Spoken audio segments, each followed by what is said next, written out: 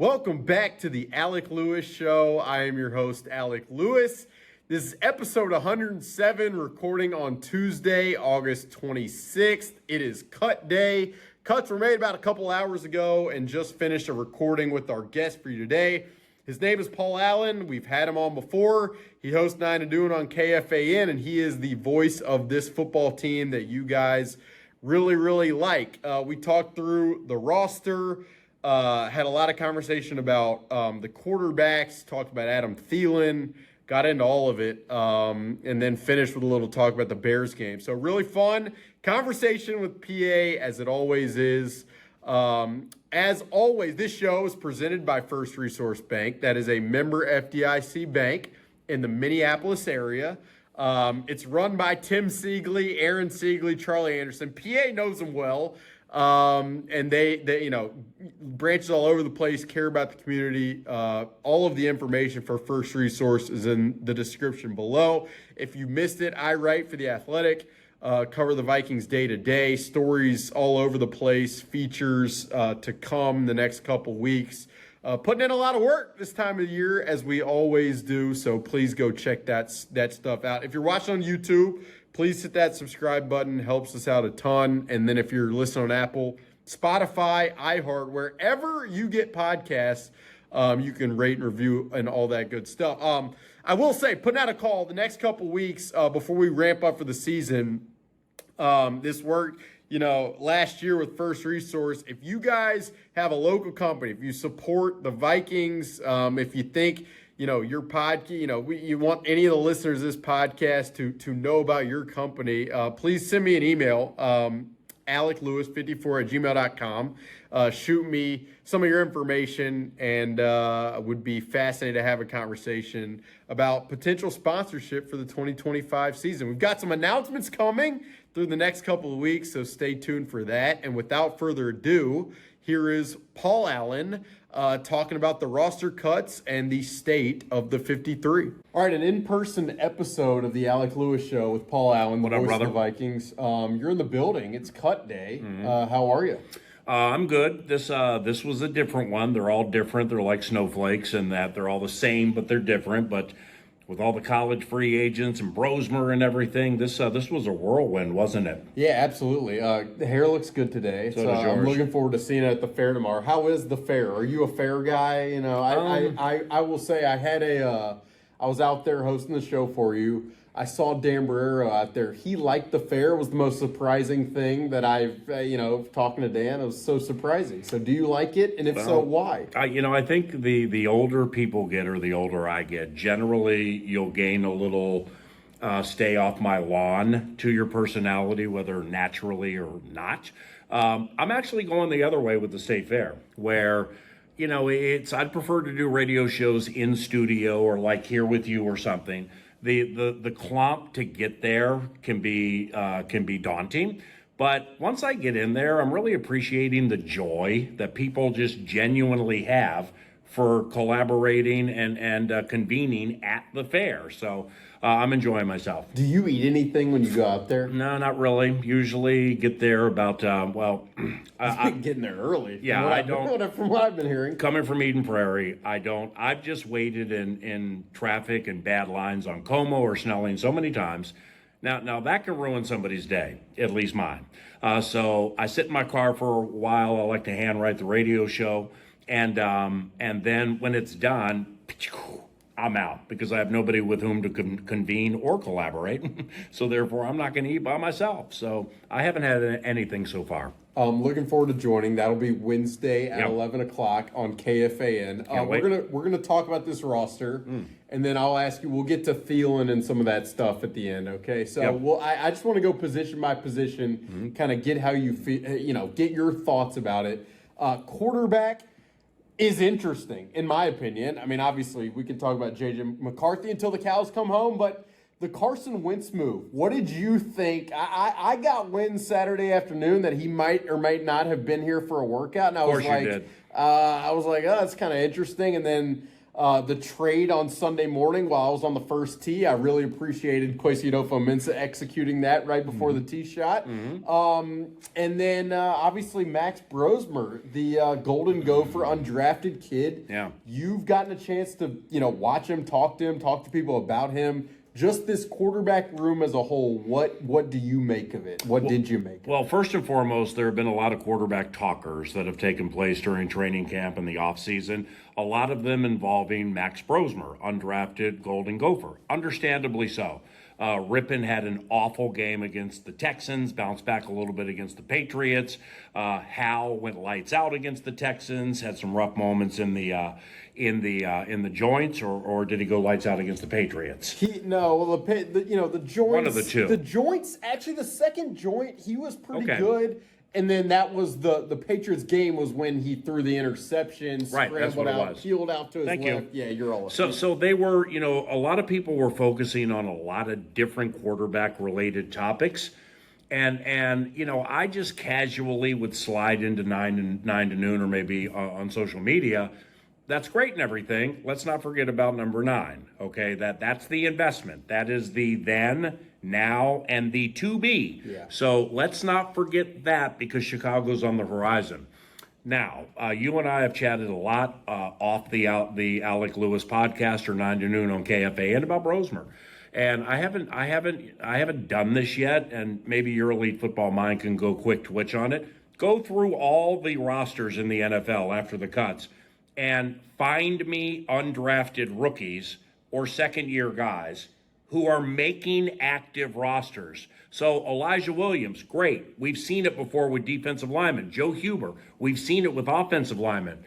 You don't see undrafted quarterbacks make active 53 rosters. You got Dan Orlovsky tweeting about him. You got Baldy breaking him down. JT O'Sullivan. Yeah, with the quarterback camp or quarterback school, whatever he calls it. You got young Alec here tweeting about him every single day. So there was when things live up to the hype, that doesn't happen often, okay? Like, think old school prize fights. Can't wait for this thing. Oh, it was terrible. Well, Brosmer was hyped, and he lived up to it and made the team and got Sam Howell traded. So you just don't see things like that happen very often. The funniest thing to me is, as the Brosmer stuff, after we saw him a little bit in training camp and saw him in the first preseason game, I had a conversation with an AFC executive. Yeah, how was Thomas Dimitroff? And I asked him, I was like, did you look at this? One of his roles is to evaluate college talent. That reminds me, I forgot to text George Payton back. Yeah.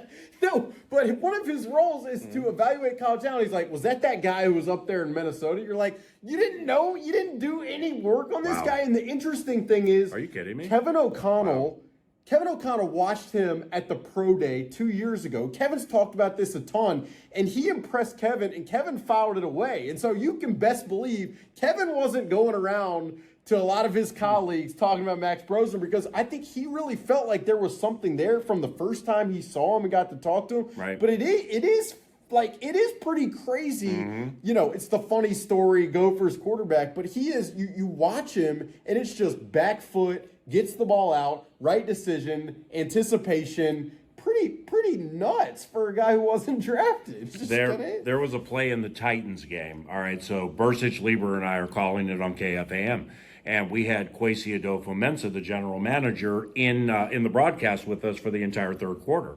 And the plan during that game was to go Brosmer first quarter, Rippon second quarter, Brosmer third, Rippon fourth. Then Brett got shaken up a little bit, so it kind of changed. But there was a pass that Brosmer made in the third quarter of that Titans game where at the same time, all right, and yours truly, kind of like Alec, we still see the world through the eyes of a child. So we get excited about certain things that a lot of adults don't. And Brosmer made this throw while Bursich was talking. Kwesi, looked at me and went, so pretend that's me. He went and then just turned around and looked that way. As Bursich was saying, Paul, Kwesi, Ben, Max Brosmer just identified a defensive switch from whatever to cover 2 as he was backpedaling and then nailed it with a dime. I mean, you chatted with him the other day, wrote a nice story about him. Right before you did. I took your time away from you. A lot of it. I mean, seriously. We were talking about processing the field. And you really want to go down that road? You lied to me. No. You lied to me and Vikings Media Relations. I should have Spearfish Sammy revoke your pass. Spearfish. You said, do you mind? Because I had this thing set up with Brosmer, and I was really excited about it. And then you're like, do you mind if I ask him one or two questions? So I'm sitting in equipment guy Mike Parsons' office on the couch waiting for Brosmer. That's where we do the chats. And it's like 12 minutes later, and I come out and I go, Alec, are you bleeping kidding me with this? And I'm like, no, you got work to do too. Well, we were having a great time. He's engaging. We were talking also about his processing ability and how he sees the field. So I really enjoyed doing that. But just quickly on Brosmer, sure. We played that back the next day, last week on KFAN, if you're looking for the podcast. And I don't say this often when I'm talking about players. And, I'm not a hyperbolic guy either. It's just I couldn't figure out how to explain what I just had experienced with Max Brosmer. So I just said, I've done a lot of these with a lot of rookies over a long period of time. This guy's different. He's just different, and it's authentic, and his level of care, I could tell in 20 minutes, was super high, very smart, talked about chess and how thinking about that helps him diagnose plays and things like that, and man, I'm just moved right now because college free agents making teams happens all the time. College free agent quarterbacks don't make active rosters. And he did. Well done. We haven't talked about Carson Wentz. I mean, obviously I brought it up, but did that do anything for you? I love Carson. I mean, I know him a little bit, and okay. And Carson is an upstanding guy who, it was with Carson. So his second year, he's en route to becoming the MVP, and he tears up his ACL at the LA Coliseum as he was lunging for the end zone against the LA Rams, and this tough sucker stayed in the game and threw his 33rd touchdown. Then they had to take him out. So I'm like, all right, that was the Philly special year when they won the Super Bowl in Minneapolis. Mm-hmm. So I'm like, okay, well, everything changed, right? He was terrible after that, right? No, he wasn't. I mean, he started a bunch of games again for the Eagles, and he had like a 3-to-1, 3.5-to-1 touchdown to interception ratio. So it's not like he fell off a cliff, and you don't get Sean McVay and Andy Reid to bring you onto their team unless you're smart, unless they don't have to worry about you off the field, and unless you're the consummate teammate. So it's great having Carson here. I thought it was pretty interesting. I went back because I'm nuts about this stuff. I went back and I watched the games he played for Sean McVay because I wanted to see like. Are we doing this with JT O'Sullivan? I just wanted to see the way that Sean McVay used him. And it was a lot of, what surprised me? There was a lot of quarterback run. Yeah. So just like quarterback run designs. There was a lot of bootlegs, use his athleticism, get him out of the pocket. There was not a lot of like full field progressions. And then I would say the inaccuracy at time, seemed to, spark up a little bit. But the arm strength is obviously there. And so you can imagine, if Sean McVay could find a way to deploy him in a certain facet that Kevin O'Connell would be. I mean, and O'Connell is a limb on the McVay tree. And he will credit him probably as his top mentor, from a coaching standpoint. A lot of respect for each other. But just think about the work those two naturally and authentically, how gifted they are with quarterbacks. I mean, think about that Baker Mayfield Thursday night football game for the Rams. He had been there like 5 minutes. Yeah. I think he led a game-winning drive. And then the Dobbs experiment like here. Yeah, right. The Dobbs experiment here a couple of years ago, what Kevin and that group squeezed out of Josh Dobbs, I'll never forget it. These guys are so smart, but perhaps the A topic off everything we're talking about now with the quarterbacks is who is QB2 at Chicago. Yeah, I think Carson Wentz. I mean, really it's just not, being here 2 weeks.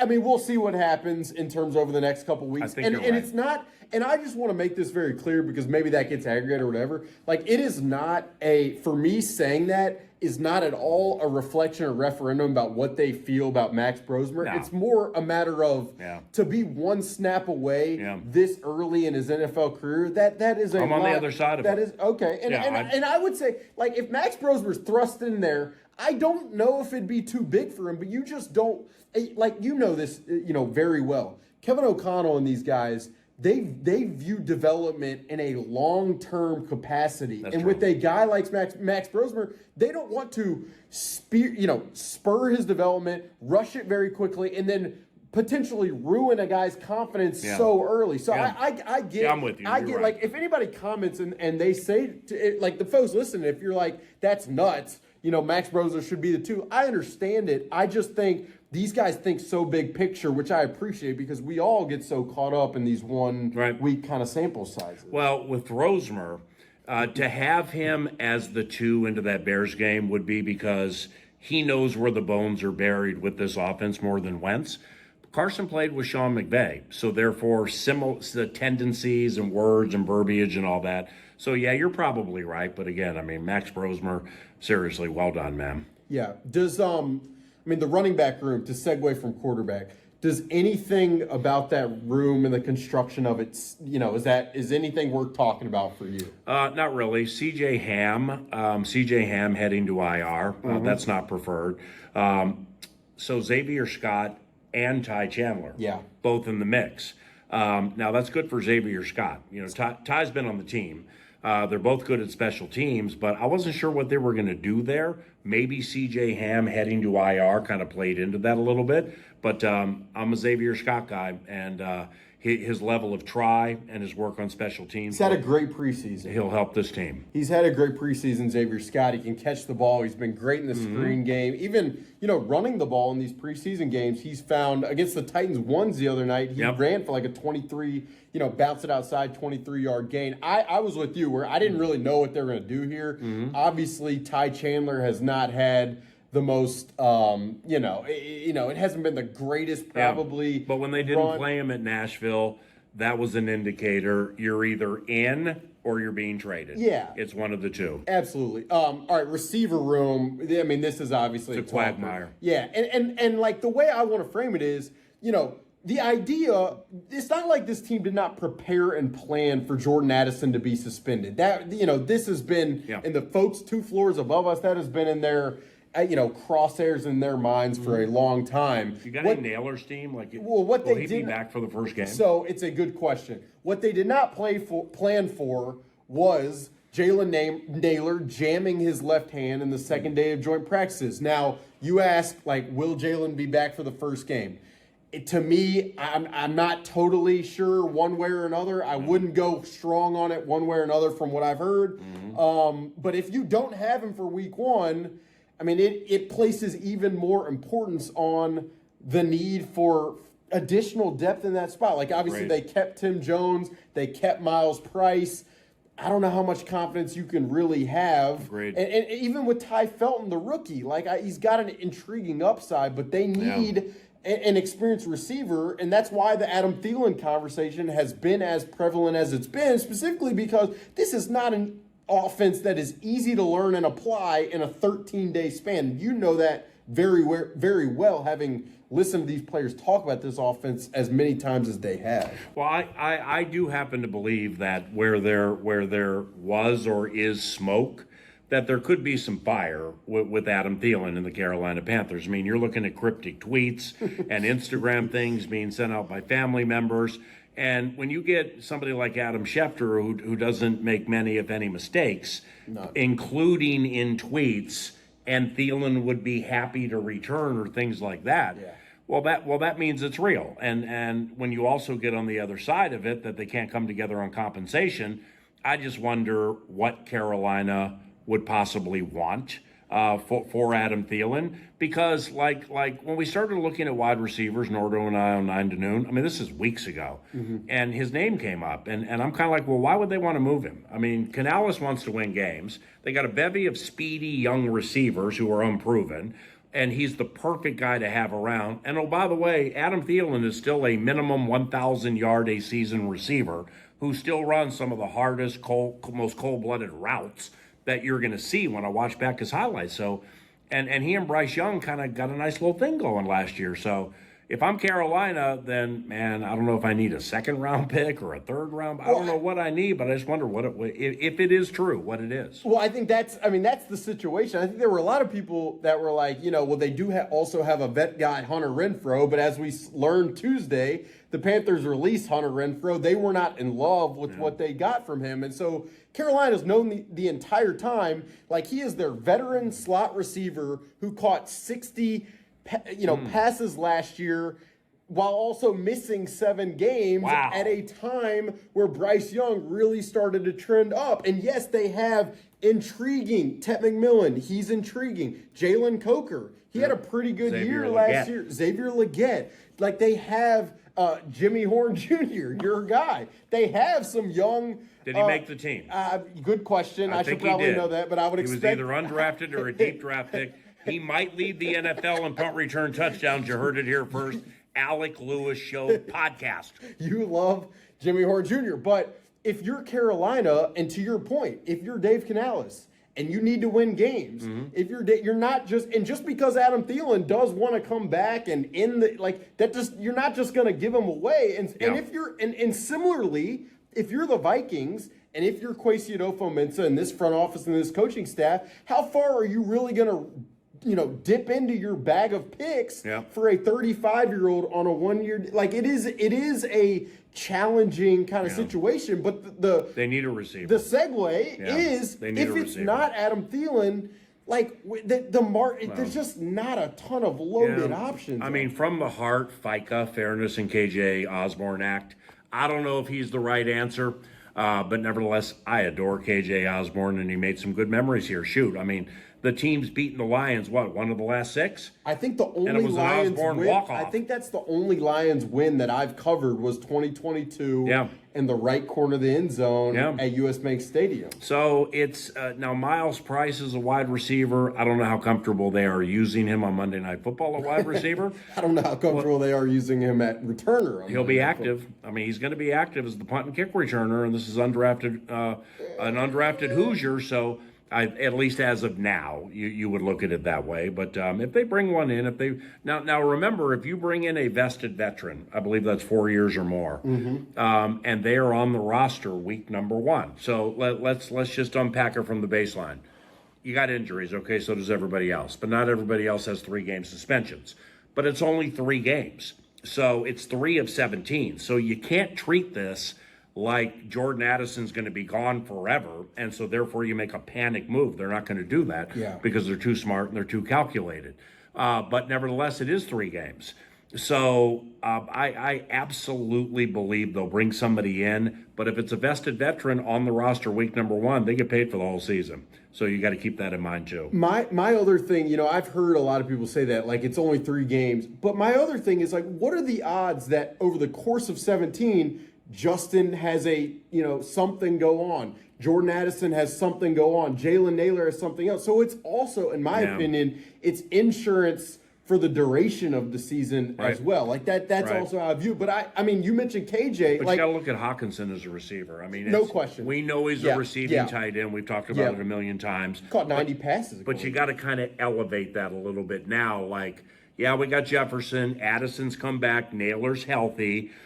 Felton is getting better week by week. Oh, and we have TJ. Yeah, and I mean, the other thing is you mentioned KJ. Like another name that makes sense to me is a Robert Woods who was with the Rams and Kevin O'Connell in 2021. But the Steelers just released him. Yeah. And the Commanders just released KJ Osborne. Yeah. And those are teams that don't have like the most loaded receiving core. So if they are moving on from these guys, like what are you really acquiring? Maybe in this system with the surrounding infrastructure if KJ comes back and Keenan McCardell and their work, like maybe you can have optimism. But it's a really interesting situation. Offensive line, how you feeling about it? They kept Joe Huber, the UDFA. They have 10 offensive linemen right now. How are you feeling about this revamped O-line? With the final 53 prediction that you put together at The Athletic. It was probably terrible. Well, our mutual friend Kevin Seifert at ESPN.com, I did one 9 to noon on Monday. The only one that I got completely right was the offensive line. and that just was things that I heard about Joe Huber into the first preseason game. How is Chris Cooper? He's doing great, but I didn't hear it from him. But I heard some really good things about Huber, comparatively speaking to some others. And with Huber, it just was a feeling that if you put him on the practice squad, you're probably going to lose him. I mean, it's a high chance. So then you got Rouse and Juergens, who you kind of knew would come back. They drafted him. Brandell went lights out had a good camp. at guard. Yeah, pretty much the whole camp. Then he had to play some tackle. But exactly with Blake Brandell, think back to the Ravens game when Harrison Smith was the late scratch. Cam Bynum had to make his first start. Game against Lamar and everything. Well, Brandell was the extra offensive lineman in that game, so they went unbalanced and moved him all over the place. And that really, truly is what he does best. So that Swiss Army knife thing, that's good for Brandell. And then you get to Huber. But to keep 10, you got to pull from somewhere else because generally it's 9. So good for Joe Huber, good for these college free agents. Yeah, I mean, and I guess, like, where are they pulling from? I mean, right now, and this is a leap. We'll get back to defensive line, edge rusher, linebacker. But the cornerback spot only has 4 guys in it right now. And it's Byron Murphy, Isaiah Rodgers. Yeah, Tavierre Thomas, he's a veteran. And special teams guy. Yeah, and I think he and Ty Felton, from what I saw during the Patriots joint practices, so you got, here's Ryan Wright, the punter. We're going to boom it away. But on the outside, you have the gunners. All right, so think Marcus Sherrills, elite gunner, old schoolers, Jake Reed, Joey Browner. So those positions, Najee Thompson of late, those positions are important. Thomas and Felton were unblockable in the joint practices. And I really hadn't paid a lot of attention to 37 until he kind of jumped out at me during those drills. But he plays corner. He can play corner and safety. He's got some hybrid to him. I think a lot of this, Alec, comes down to is what are they going to get out of Jeff Okudah? Now, with Okudah, let's not think Neon Dion, Darrell Green, right up on you, Sauce Gardner, I'm going to run wherever you run. Yeah. It ain't that, in my opinion. But for Vikings fans from a few years ago, when the Vikings went to Philadelphia for the second game of the season, it was the Jefferson Pylon game. Well, Darius Slay beat our guy up at the line of scrimmage. Yeah. And there should have been some flags, but there weren't. First possession, he shoved him out right at the sideline. Yeah. Next week, they hooked Detroit. Well, there's Jeff Okudah. I remember that. And Okudah did the same thing. He watched the film, and then Jefferson and O'Connell eventually got around it and changed things. But that's what Jeff does. So, certainly not speaking for the team, and I'm not, not trying to pretend like I'm an elite defensive coordinating mind here. But I think Okudah's role is going to be is that he's strong, he's big, and he's fast enough that at the line of scrimmage, I'm going to jack you up, and I'm going to take you right out of your route, and we're going to let Byron and Isaiah do their things. But the topic with all of that is this rush is going to be one of the, if not the best in the National Football League. And that's the bet they're making. If you can keep Hargrave, Allen, and that whole group healthy and going well. Yeah, I mean, that's the bet. You're really, wagering that your pass rush, that the energy and the juice of that unit will make things easier on the back end. But still, even if that is the wager, in my opinion, you got to get some kind of veteran, experienced player in here, alongside of Jeff Okudah. Well, you do. You have Murphy and Isaiah Rodgers. No, another one. Are you talking? Well, McGlothern. Okay, McGlothern gets Mackay traded and beats your Utah guy, the guy with the long arms. Thank you. But nevertheless, you obviously, with all due respect, don't want to get back to that if you don't have to. And there are people down Houston Texans way who would say Jeff had a really, really rough run last year with the Houston Texans, but that doesn't mean Flores is going to use him the way DeMeco Ryans and that group used him, which doesn't make it bad for them. It's just same fishbowl but under different rocks. You don't have to. I don't think you have to. I mean, I see what you're saying, and I'm not a 1 or 2 out of 10 on it. Maybe a little higher. Like a Gilmore or like what they did with Shaq Griffin very late in the equation, maybe something like that. Yeah, for me, I would be close to a 10 on it. But would you really? Yeah, I would. But I the other thing that is probably worth mentioning too is they deploy so much big nickel. So, meaning three safeties, where Like the whole game. where Josh Metellus is kind of the slot defender, so you really only have the two corners. Now, I think point. the way they looked at it was in their ultimate priority, if they could. Who's this marketing director that keeps sending you 19 red hearts? Yeah, you were looking at the iPad. Stop looking at my phone. Sorry. No, there's a lot of text going on there. No. There's a lot going on. How is George Payton? Yeah, but no, I will say this: the defensive line group and the edge rusher group stacked. It's the strength of the team. Did the Gabriel Murphy wave surprise you? Well, it did, and I want to credit Twitter here, or X, or social media. My only social media outlet is X. So, therefore, whether it's Alec or some other people who cover the team, like when that popped 9 to noon on Tuesday, I was like, whoa, where'd that come from? I mean, I thought for sure but see, then after the emotional part of it left, and then I started looking at X and some opinions that I respect. And then I recognized, well, I knew and have known he's not as good on special teams as Bo Richter.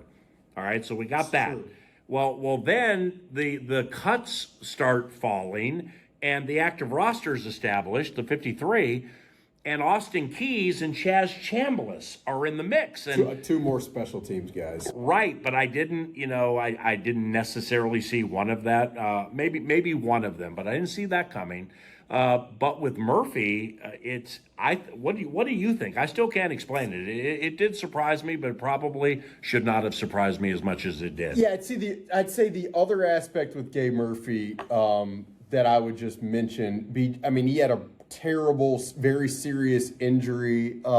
Excuse me, sorry, this notification pop. He had a very serious knee injury. They only play at Bunkers on Sunday night, okay, not Monday. He had a very serious knee injury last year.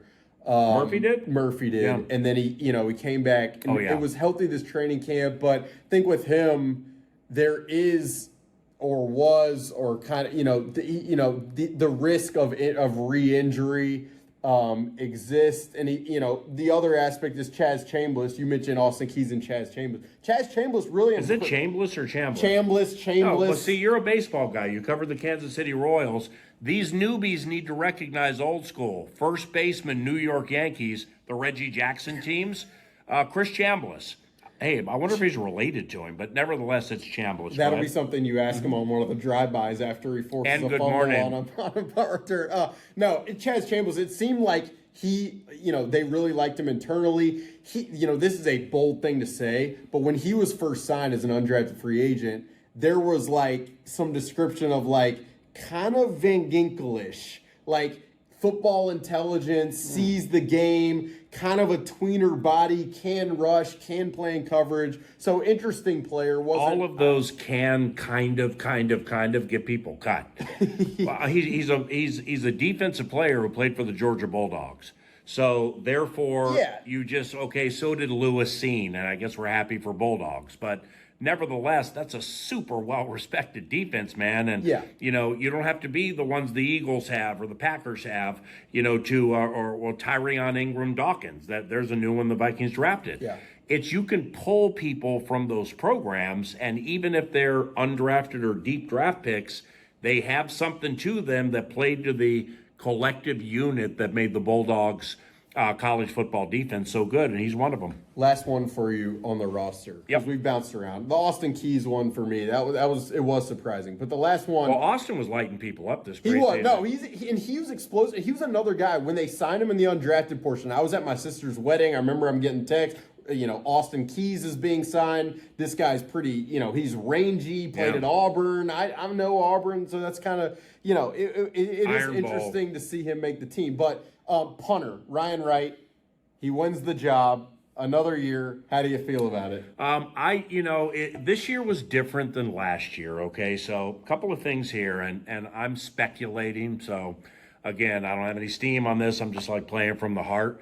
They like putting pressure on Ryan Wright, all right? Now, they brought in this cat from Portland State last year named Seth Vernon. Yeah. I mean, I didn't know he was a punter when I first saw him because he was bigger. He looked like Josh Oliver. He runs like the wind. I'm like, who's this? Well, I guess he used to be like a wide receiver at Portland State or something.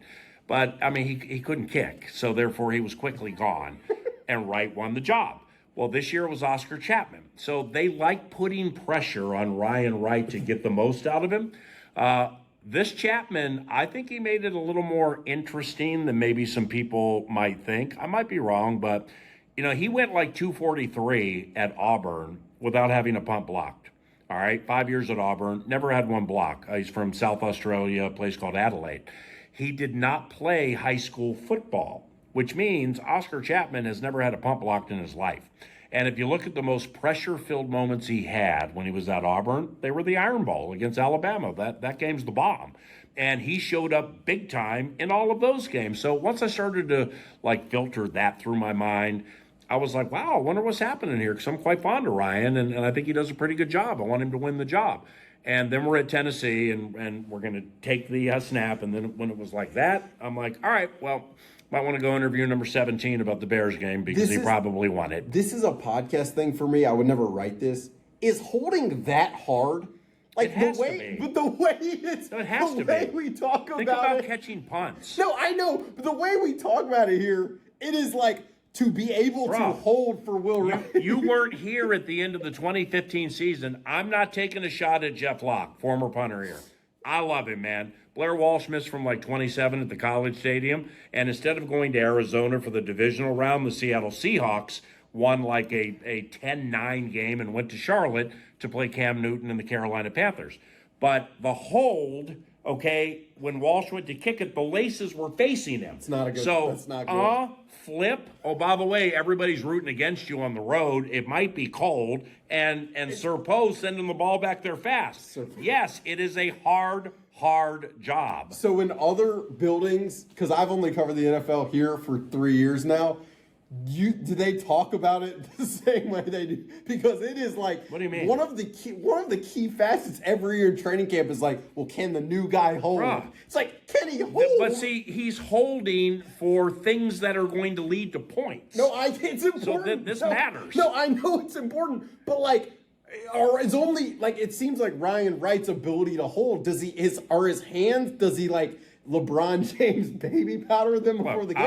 I don't know if he has meat hooks, or I don't know if he has little baby hands. I have no idea. I just know Ryan is a better punter than people give him credit for, and clearly is an elite holder. And by the way, I don't know if this happens, but you got to talk to DePaula, who's a perennial All-Pro. So two-time All-Pro. So Andrew's one of the best long snappers in the NFL. Mm-hmm. With whom do you like working more, and why?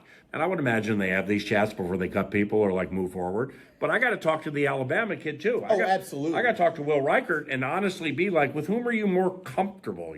And none of this is Ryan Wright has done a great job holding. It's kind of a thing that I've thought a lot about. Is there anything else besides Thielen? We talked about corner. Anything else percolating that strikes your fancy? That's it. We got 13. Yeah. We got 13 days until football. It's unbelievable. This is Ben Johnson and that big deal he got to be a first-year coach in the NFL, playing Brian Flores and J.J. McCarthy from LaGrange Park, Illinois. I've heard. Making his regular season debut at Soldier Field. The receiver situation we just talked about is going to factor into the game. Doesn't it feel like in that game, even without C.J. Ham, that they're going to run the ball 40 times? Is Kevin O'Connell and this offense, are they, of course they're capable, but they're going to look at a game plan and they're going to put together whatever it takes to win. Man, that might involve running it a lot in that game. What about first snap in the game? JJ trots out there and is Jordan Mason and Aaron Jones on the field? Oh, they're positioned right next to J.J. McCarthy. What is it? It's a split shotgun. No. Here's and I've said this 9 to noon. Pony package. A pony package. You want to go 5 wide, empty with a wham block and a shallow cross. I'm in. Here's what I hope they do. The first play is I put McCarthy. Okay, so they're not going to 7-step drop this kid. They don't have Addison. We're happy for your new offensive line. Dennis Allen might think and say. I put that kid on a 7-step drop, and I send Jefferson right down the field. And, hey, JJ, let's make sure it's not intercepted. Let's preferably complete it. but let's get them to loosen these strings a little bit, man, with these safeties and linebackers that I think are coming against J.J. McCarthy, because they just, they know that O'Connell's probably going to build him slowly, and that might not entail a lot of 7-step drops. So I do it first play of the season, chuck that sucker up deep, have one of your favorite players, Jaquan Brisker, go, who knew? Wow, who knew? I didn't know you could throw the ball like that. Another question I'd have is Jalen Johnson going to play in the game? Like, Ben Johnson's been asked about it, and he's like, that's the target for us is week one. It feels like a little gamesmanship going on with that. What do I look like, Leslie Frazier or Jeff Fisher, part of the 85 Bears defense? Doug Plank? I got no idea. Doug Plank. PA, thanks for helping. You're the best, man. Love your podcast, bro. Thank you. We will talk Wednesday, 9 to noon from the State Fair, and then we'll probably talk after that at some point. Yes, sir. I'm in. All right. Why does this marketing director keep sending these hearts? And that'll do it for episode 107 of the Alec Lewis Show. Appreciate you guys being here. Hope you enjoyed listening to that conversation as much as PA and I had fun doing it. The show is presented by First Resource Bank. We will be back with an episode later this week. In the meantime, please do a couple things. Check out the stories at theathletic.com. Subscribe to this podcast on YouTube and rate and review on Apple and Spotify. And keep us locked in. Any questions you got, put them in the comments, and I'll get back to you. Or find me on social media at Alec_Lewis. Thank you guys for listening. We will talk to you very, very soon.